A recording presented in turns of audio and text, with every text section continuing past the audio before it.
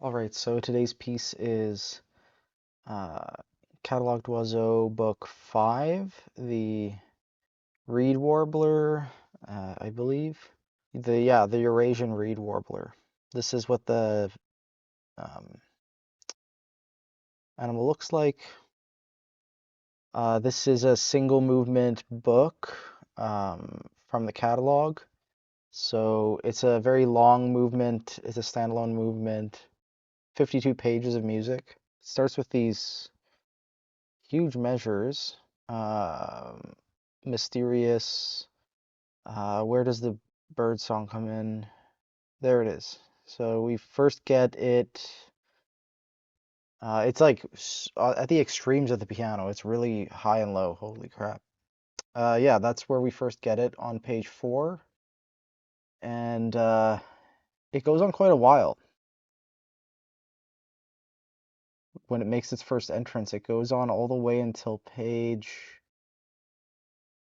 9. So you get 5 pages of just Reed Warbler song, and then I assume get a few other birds, and okay.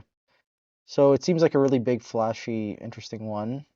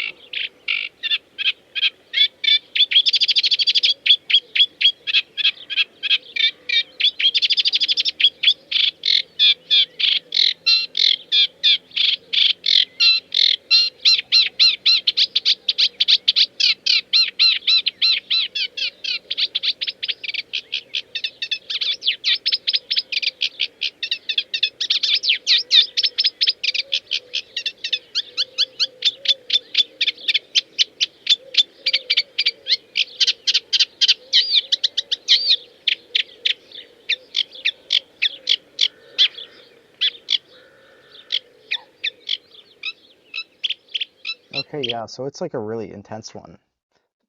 It kind of sounds almost like FM synthesis at times. It's like really got a lot of complex timbres going on, and it's really switching it up with all kinds of different like speeds of repetition, I guess you could say.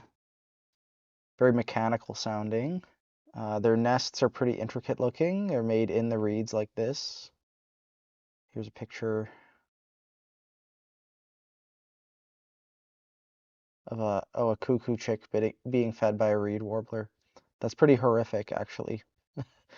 Uh, okay. I'm glad I listened to that song because now I can listen for it in the piece.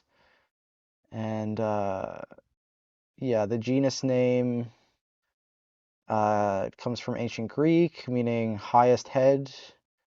Could also mean sharp pointed, kind of like a reed is sharp and pointed. So yeah, that's the introduction to this one. I hope you enjoy it. Recording's in the video description. Let me grab the duration quick for you. Like just over 15 minutes long. So that's pretty intense. Oh, I'm so wrong. I keep saying book 5. My apologies. It's half an hour long and it's book 4. Okay. Cool. This might be the longest. There's not a lot of other single movement ones, so this may be the longest movement of the entire uh, catalog, unless the book 6 is longer. No, I think this is the longest one. Yeah. So that'll be cool. Uh, yeah. Uh, I hope you enjoy going on this adventure with me.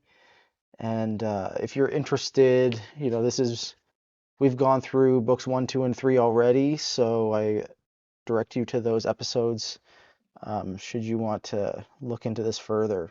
Okay, so this book is really epic, both in scope and just like virtuosity.